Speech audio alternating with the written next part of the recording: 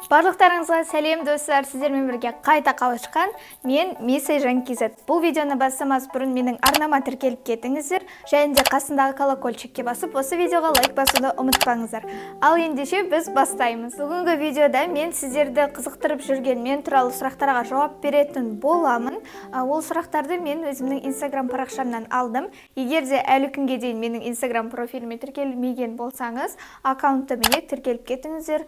Ол жақта мен барлық жаңалықтарды бірінші көрсетемін, және де екіншіден ол жақта YouTube-тағыдай көптеген видеоларды түсіремін, әртүрлі лайфхактар, пайдалы видеолар демекші. Енді өзімнің арнамда өзіме пиар жасауға болатын шығар. Ендеше көп сөзбай бірінші сұрақтан бастайық. Апайын егерде блогер болуына қарсы болып жатса не істейсің? Менің ойымша енді апайын дегеннің артында мұғалім дегенді білдіреді деп ойлаймын.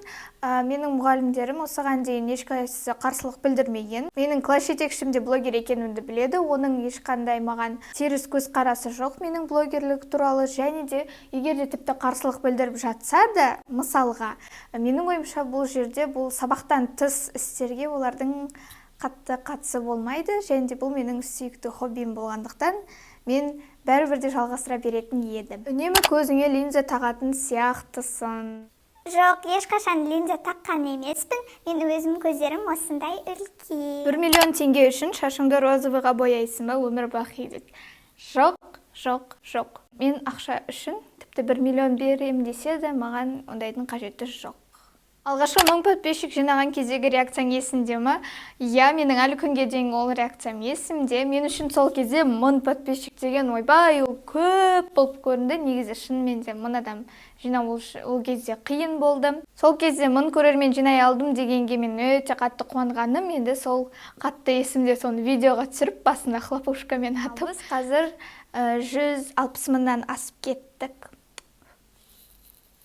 Өзіңнің жеке магазинің, шоурум немесе бутигіңді ашқың келе ме дейді. Орысша жазған, қазақшаға аудара салайық енді. Иә, әрине ашқым келеді, тіпті қазіргі таңда да ашқым келеді, бірақ енді ол болашақта ашатын шығармын. Бірақ әлі нақты емес не ашқым келетіні. Бірақ ондай менің армандарымның бірінде бар десем бола ма? Сен бір рет болсын таяқ жеп көрдің ба? Түсінесіздер ме? Мен таяқ жейтін ит емеспін. Мен адаммын. Қалай түсуші өстіп па? Великие слова Месайжан KZ. Фан-встречада фанаттарыңызбен ұрысып қалған кезіңіз болды ма? Жоқ, мен фан-встречаны жасаған сол бір-ақ рет қана болды. Оның өзінде енді ешкіммен ұрысып үлгерген жоқпын, және тіпті болашақта да фан-встречалар жасайтын болсам, олармен ұрысу менің ойымда жоқ. Себебі менің көрермендеріммен ұрыс шама не болды? Жалпы тіпті хейтерларым болса да, олармен ұрсайын деп жатқан мен жоқпын, сондықтан ұрсат деп ойламаңыздар. Неге осылай істей беремін менің әрбір видеомда? Барлығынан да жиі қойылатын сұрақ: блогер болу үшін не істедің, және кім көмектесті, және қашаннан бастап блогер болдың? YouTube-ты жүргізіп жүргеніме 3 жылдай болды.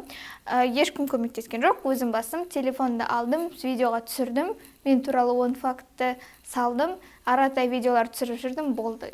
Ешкім көмектескенде жоқ, өзім түсірдім, өзім бастадым. Ең бастысы ол сізде ниетіңіз болса, барлығында жасауға болады. На русском имеешь говорить, нам непонятно. Біріншіден сізге орыс тілін үйрену керек, содан кейін барып жазсаңыз дұрыс болатын сияқты. Орысша түсірмеймін, менде тек қана қазақша контент. Мен қазақша контентті дамытамын, себебі мен қазақ блогермін. Орысша менен ештеңе сұрамаңыздаршы, өтініш. Орысша блогерлер шынымен де Қазақстанда да, басқа шетелде де көп. Қарағыларыңыз келсе, сояққа кіріп қарасаңыздар болады. Ал мен тек қана қазақша контентті қолдаймын. Нан жеу үшін өмір сүресің ба? Өмір сүру үшін нан жейсің ба? Ештеңе болмағандай келесі сұраққа өтіп кетейік. Күміс батырма алғанда қандай сезімде болдың? Примерно осындай сезімде болдым. Өте қуаныштымын.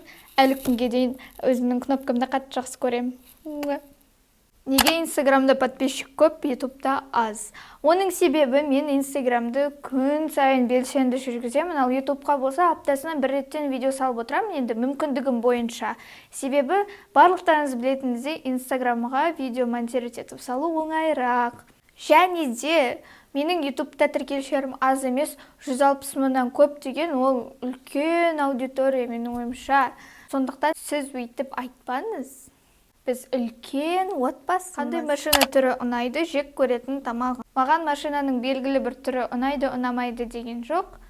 Шынымды айтсам, дым түсінбеймін ояқтан, сондықтан жоқ. Тамаққа келетін болсақ, мүлдем жек көретін менде тамағым жоқ, машина секілді. Барлығы бірдей көрінеді. Сенің есінде қалған подписчигің, яғни көзіне түскен подписчигің деген сұрақ, қызықты сұрақ. Осыдан 2 жыл бұрын мен арнамды енді жүргізіп келе жатқан кезде, біздің мектептен менен бір класс кіші бір қыз оқитын.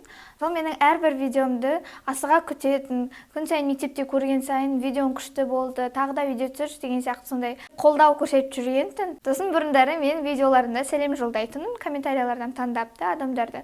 Сол кезде сол қызға сәлем жолдайтынмын әрқашан видеоларымда. Осы жақында мен инстаграмымды қарап отырып, маған рекомендацияға сол қыздың парақшасы шықты. Мен оның есімін де, атын да, түрін де бәрін жатқа білем. Қарасам, ол маған подписаться етпеген. Біле неге нақты осы қыз айтып жатқанымды, бірақ 2 жыл бұрын күн сайын мектепте көрген сайын видеоң күшті, молодец деп жүрген қыз есімде жатталып қалды. Тату немесе пирсинг жасатқым келемі? Жоқ, тату да пирсинг жасатқым келмейді. Маған ұнамайды. Осымен менің видеом аяқталуда. Сіздерді қызықтырып жүрген немесе ерекше сұрақтарға жауап бердім. Егер де сізге осы видео ұнаса, міндетті түрде лайк басып кетіңіздер. Сонда мен видеоларды бұдан да жиі шығаратын боламын. Міндетті түрде арнама тіркеліп, колокольчикқа басыңыздар, және міне менің инстаграмым тіркеліп кетіңіздер. Сіздермен бірге болған мен Мисайжан KZ. Сау болыңыздар!